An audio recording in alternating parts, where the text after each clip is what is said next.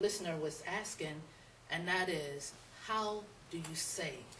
You know, and I know that's a very simple question, and a lot of people think, well, that's easy. But to someone who hasn't saved and grew up not saving, they might not know how to get started.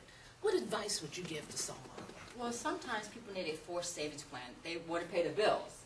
Then you could make your saving a forced bill also by just having it taken automatically out of your paycheck and going to every time you get paid, going to your retirement funding at work, your 401k plan. That's one possibility. That way you also lessen your taxes because it's less taxable income. You can also have it automatically taken out of your account at the beginning of the month, like $25 or $50, whatever you think you can at least somewhat afford. And you can always add on later after you see where a good fit is. A forced savings plan.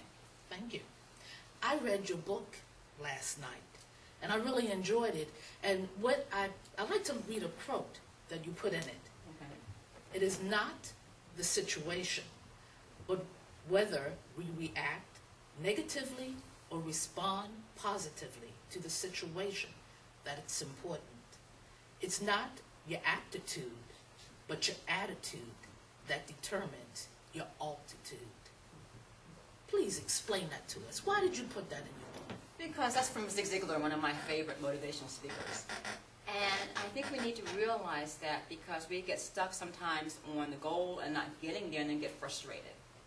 And so if you keep your eye on the prize and realize that frustrations come, you don't give up or give in. Keep on going because that does determine your attitude, your altitude rather.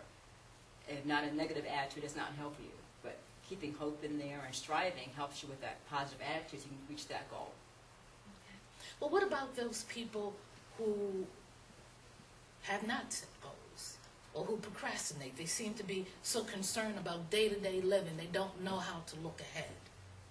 How can we help them?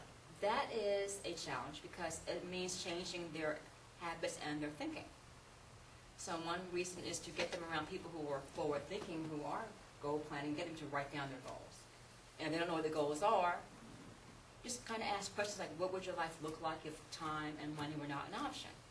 So they can start thinking about what the goals could be and go over some basics. Most people want to be able to be comfortable in life, now and in the future. That's very basic. And get them an idea of that and get them on a path towards some specific goals that they will write down and keep it with them every day. Like write down a piece of paper, put it in your pocket every day. I call it the pocket goal. Because that way it's with you every day. You can review, and then every week you say, well, am I on track? Or did I fall off the track so you can get back on track? One of the other items that I read in your book had to deal with purchasing a home. And I know with some people, you're just thinking about a roof over your head. But then also in your book, you talked about, I'm not sure if you used this word, but equity, building equity. Or how does that work? Tell us why that's important. Well, because a lot of people, the house is the biggest purchase you're going to make in your life. And for a lot of people, we use that as part of our retirement funding.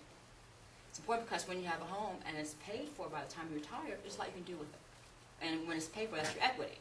Equity is the balance. Let me put it this way. Equity is what you owe minus what you saved up in it. In other words, it's the value that if you want to cash against it, you would take that. That's your equity.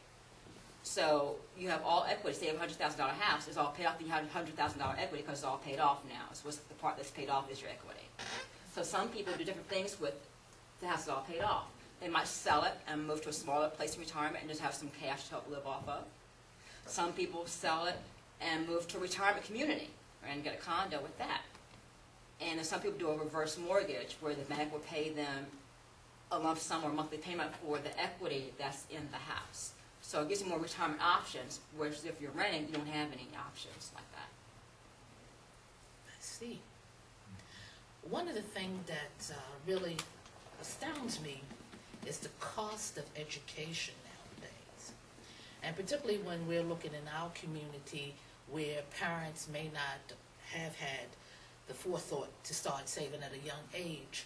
Our young people have to go into debt in order to go to school.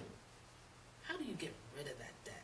How do you compare going into debt with this education? Well, it's better if you can plan ahead. Like I was telling my granddaughter, we started at age 8 months. So you have many more years ahead of you. But for the people who wait last minute, it is harder. Because there isn't that much money out there that you can guarantee is going to be there. There's the Pell Grant, that's from the federal government, it gives you about $5,000. There's some tax credits, like Hope Credit and other credits. And you have to chase out the scholarship money, and that's only for a partial amount. So it means you're looking at school loans. Everything starts with a FAFSA application. It's a free download from the federal government to start with the grant money and the student loans that are available, the FAFSA application, F-A-F-S-A. And it also helps you get work study. With the FAFSA application, that helps people who are lower income be able to get a job, part-time job, while they're in school to help pay for the college. Now, once these kids graduate, because they started too late savings, then you have a debt, of course. And different ways to help reduce the debt some. Because some employers, as part of the benefits, will help reduce some of that by doing a tuition reimbursement with part of the bill. And also, some majors, depends on the major, also, for example, Wells Fargo will help you if you are a business major. American Federation of Teachers will help you a little bit with that if you are a Title I school teacher, as you go to a low-risk, at-risk school, teach at-risk kids for a certain period of time, a certain period of years. They will give you some of that back, like about $17,000. So there is some help out there. You just have to ask the employers if they will help you or not. I certainly think that would be helpful for our audience. I'm getting a message from our producer that time is getting short. But I would like to just leave this with a quote that you included in your book. I like the road less traveled. Close with the comments on that, please. Oh, that's by Robert Frost, another one of my favorite, because people like going by what's familiar, but I don't think you grow up that way. So I like trying and researching and finding different paths to go through and challenging things and seeing what's out there and exploring. And I think you grow when you explore things. And if you don't know what's going on, you can always bring a friend who's more expert than you in some other area and say, let's go with this path together. Okay. Ms. Tutt, thank you very much for being my guest. I would love to have you come back and share some more with our audience in the future. Okay, I appreciate that. And my book is on blurb.com. Good, good, good. For the